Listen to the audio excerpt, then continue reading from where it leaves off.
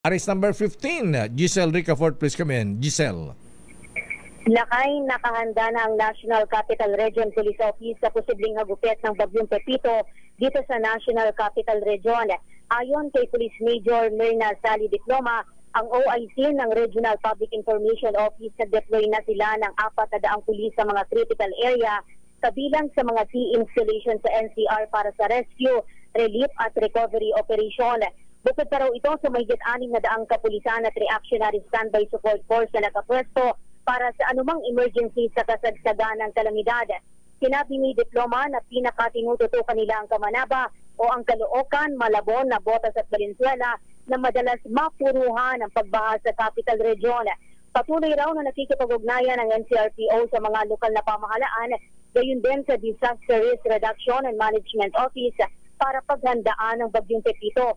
Sa ngayon, nakahanda na ang mahigit 500 evacuation center sakaling kailangang ilika sa mga residente sa iba't ibang bahagi ng National Capital Region. Ito si Giselle Ricafort para sa DZRH, una sa Pilipinas, una sa Pilipino. Maraming salamat, Miss Giselle Ricafort.